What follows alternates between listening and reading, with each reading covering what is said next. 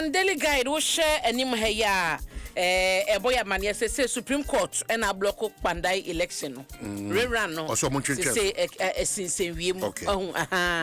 nti bronya no mo bedi ni saa ye di bronya ni new year ni na wie kra ma quarter course asem no so asetena asane ehunu say ebeba so anase ema so no man no na ebibisa senti say na akoba ni say no ono bo nyinda moguso ye MP obekọ parliament na still onto be nko ho Yebema mrani for na kayepa na yenti ase eni baabi asese so no ejina ewo ho edan chen so a omano nse yesi police officers enum ya interdicte wom body ben se police for no omo she uniform social media beji di peti ama wo she uniform pa no mo te social media ye de omo pe nti omo a kire ye eniema poten a ebi mo ye but ya hunu videos ni bia security ya ebi mo kro poti we ko twa president ne jet krompa wode tu kwani ade ye ho committee nyina ba ye enanti we nka so mo ye clarification me hunu say ebi asoma si we no say uniform de bo bra we odi ye den u breach security protocols ne ade nyina ho asa adwuma na omo akose mu no omo nti adwuma na se na sa wo say uniform no nim say me say uniform a we metimi ye we mintimi nye be koto post ni pa say uniform no man be a bona no nya de ketwa me wa no betumi awro uniform yakono mbokwa obi ampo hu say wo ye post ni no obi hye uniform no de gina social media so man atopagen yi esewani di bu atopasa no say uniform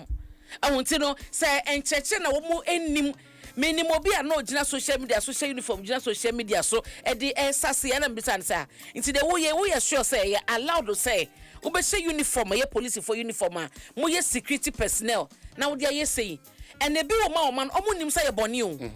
onim say wo say uniform na wo tumi fanya sa nyema no so nti eno so no empanyefo ye a chese nipa enum no wo mo sumi mo ban bi o mo da na di wo social media no so wo bra no mo say police uniform no antwa yie nti no say no o mo de o mo efa enhihye mo ye interdicte o ma enhihye mo ekoso na wo so man na nsensem bi na mo wie mo so man pani dada o man pani dada na nado da kwa kufuado wakwa ko hunu o man pani krompo sinkaja ye rakenofuri ato mo peso mo de ne ba ne ade no o mo ehu ne mo o se nti sada onye bibi eti sada ensi da onfa nkata nko ba bia da oni obi ani san komo no da no no de odi ojimredi nti mranye na dwuma na babia mra na de asam no betu bia no emfa nkoto on tu sada mo no kwan bia so delegate so ebo amane e wo ha se ye o man o mo che se KS Savifo e de abetu jasa NPP akanse na next month o mo ekono Dr. Bawumia edikan e na Yewra Ken e de akire eno so no. So it's going to be an interesting conversation this morning with Dr. Yalbraine Champo. Exactly ni nyina no I think say eba no service awodo no ye ho komo na eno so no wo be kan bi afa honom na oman me komanim no ma me fa daily graphic ento aso unse otumfo me ntime ho ase basabasa yo man prosni kutasefo ensensem no wa wi adwuma no de ho ama ne bonyina akoma omampani John Dramani Mahama enra na emu no ode afoto ema ye sofo azuka ese avoka ese wonya hye ni comments bia ya no pass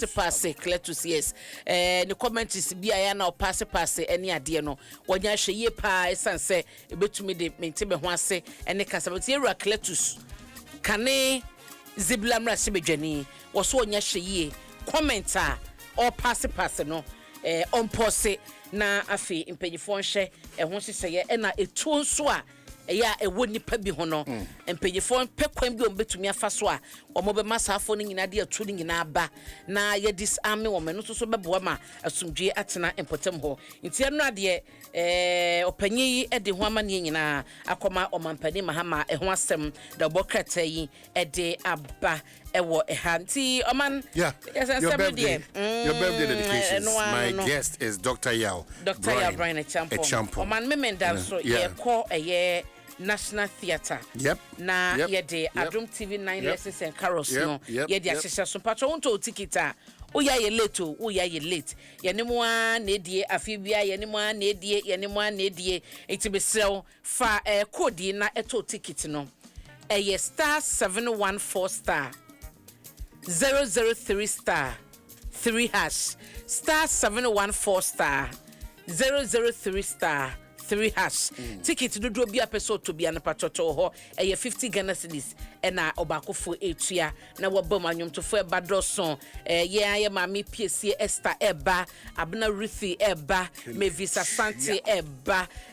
sanso and episode and Guru Enkizi on so Eba dindia behu yenyum na yina ye sa I was ye ho edi brunyano edan chenso akai se sinitwafo bebre no aso eba ye wo kilantua or baby yenia bema. Okay, so Abena to us by Yanko so quickly now lawyer Gary Mako. Lawyer good morning, I to say. Hello.